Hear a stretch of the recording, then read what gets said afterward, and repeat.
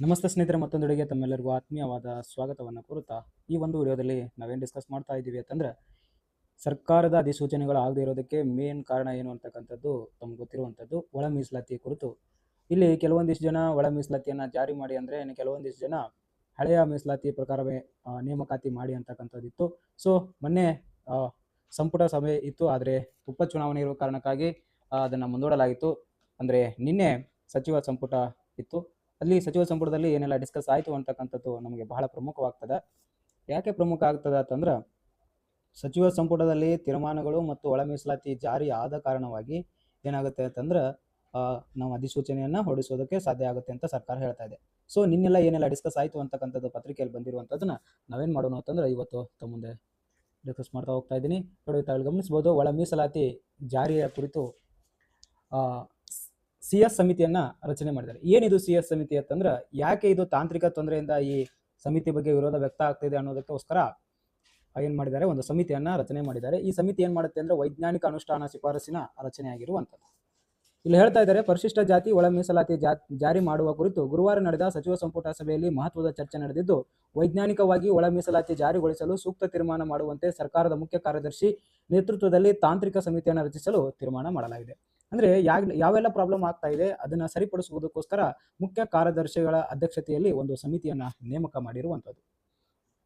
ನೋಡಿ, ಮುಂದೆ ಹೇಳ್ತಾ ಇದ್ದಾರೆ, ಇದೇ ವೇಳೆ ಸರ್ಕಾರದ ಮುಖ್ಯ ಕಾರ್ಯದರ್ಶಿಗಳ ನೇತೃತ್ವದಲ್ಲಿ ಸಮಿತಿ ನೀಡುವ ಶಿಫಾರಸುಗಳ ಆಧಾರದ ಮೇಲೆ ಏಪ್ರಿಲ್ 24ರಂದು ನಡೆಯುವ ಸಚಿವ ಸಂಪುಟ ಸಭೆಯಲ್ಲಿ ಒಳ ಮೀಸಲಾತಿ ಜಾರಿ ಕುರಿತು ವಿಶೇಷ ಚರ್ಚೆ ನಡೆಸಲು ನಿರ್ಧಾರ ಮಾಡಲಾಗಿದೆ ಅಂತ ಹೇಳ್ತಾ ಇದ್ದಾರೆ. ಗುರುವಾರ ನಡೆದ ಸಚಿವ ಸಂಪುಟ ಸಭೆಯ ವಿಷಯ ಪಟ್ಟಿಯಲ್ಲಿ ವಿಷಯಗಳ ಬಗ್ಗೆ ಚರ್ಚೆಯಲ್ಲಿ ಪೂರ್ಣಗೊಂಡ ಬಳಿಕ KH ಮುನಿಯಪ್ಪನವರು ಒಳ ಮೀಸಲಾತಿ ಕುರಿತು ಪ್ರಸ್ತಾಪಿಸಿ ತೀವ್ರ ಅಸಮಾಧಾನವನ್ನ ಹೊರಹಾಕಿದ್ದಾರೆ ಅಂತೇಳಿ ಇಲ್ಲಿ ಹೇಳ್ತಾ ಇದ್ದಾರೆ. ಆಗ ಮುಖ್ಯಮಂತ್ರಿ ಸಿದ್ದರಾಮಯ್ಯನವರು ಒಳ ಮೀಸಲಾತಿ ವಿಚಾರ ತುಂಬಾ ಸಂಕೀರ್ಣವಾದದ್ದು, ವೈಜ್ಞಾನಿಕವಾಗಿ ಅನುಷ್ಠಾನಗೊಳಿಸಲು ಚರ್ಚಿಸಬೇಕೆಂದರೆ ತುಂಬಾ ಸಮಯ ಬೇಕು ಎಂದರು.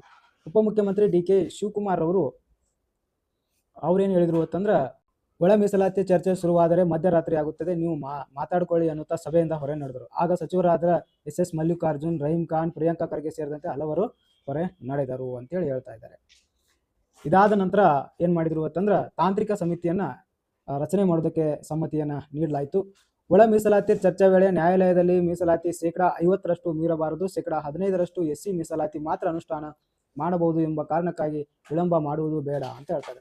ಸೊ ಇಲ್ಲಿ ಏನು ತಾಂತ್ರಿಕ ಸಮಸ್ಯೆ ಏನು ಹೇಳ್ತಾ ಇದೆ ಅಂದ್ರೆ, ಹಳೆ ಮೀಸಲಾತಿ ಎಷ್ಟಿತ್ತು ಅಂದ್ರೆ ಸುಪ್ರೀಂ ಕೋರ್ಟಿನ ಆದೇಶದ ಪ್ರಕಾರ ಯಾವುದೇ ಮೀಸಲಾತಿ 50% ಅನ್ನ ಮೀರಬಾರದು ಅಂತಿದೆ. ಆದರೆ ಇಲ್ಲಿ 56% ಮಾಡಿ ಹೋಗಿದೆ ಹಿಂದಿನ ಸರ್ಕಾರ. ಸೊ ಅದರ ತಾಂತ್ರಿಕ ತೊಂದರೆಗಳನ್ನು ಹೇಗೆ ಸರಿಪಡಿಸ್ಕೋಬೇಕು ಅಂತಕ್ಕಂಥದ್ದು ಇಲ್ಲಿ ಡಿಸ್ಕಸ್ ಆಗಿರುವಂಥದ್ದು.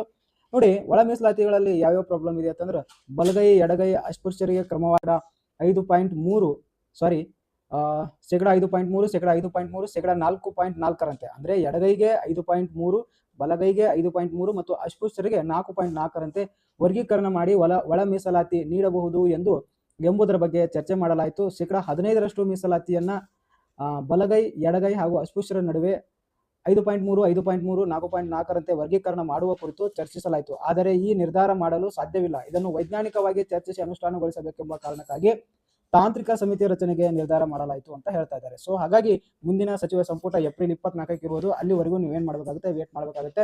ಇದು ಎಷ್ಟು ಗೊಂದಲ ಆಗ್ಬಿಟ್ಟಿದೆ ಅಂತಂದ್ರೆ, ಈ ಒಳ ಮೀಸಲಾತಿ ಕ್ಲಿಯರ್ ಆಗುವವರೆಗೆ ಯಾವುದೇ ನೋಟಿಫಿಕೇಶನ್ ಮಾಡೋದಕ್ಕೆ ಕೊಡ್ತಾ ಇಲ್ಲ. ಕೆಲವೊಬ್ರು ಅದನ್ನ ಸೇರಿಸಿ ಮಾಡೋ ಅಂದ್ರೆ ಕೆಲವೊಬ್ರು ಅದನ್ನ ಬಿಟ್ಟು ಮಾಡಿ ಅಂತ ಇದೆ.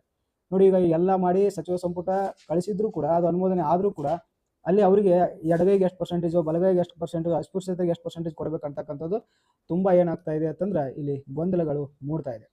ಸೊ ಹಾಗಾಗಿ ಇನ್ನೂ ಇದು ಸಮಯವನ್ನು ತೆಗೆದುಕೊಳ್ಳುತ್ತದೆ ಸ್ನೇಹಿತರೆ. ಹಾಗಾಗಿ ಇನ್ನೂ ಸುಮಾರು ಟೈಮ್ ತೆಗೆದುಕೊಳ್ಳುತ್ತೆ, ನೋಟಿಫಿಕೇಶನ್ ಆಗುವಂಥ ಸಾಧ್ಯತೆ ತುಂಬ ಕಮ್ಮಿ ಇದೆ.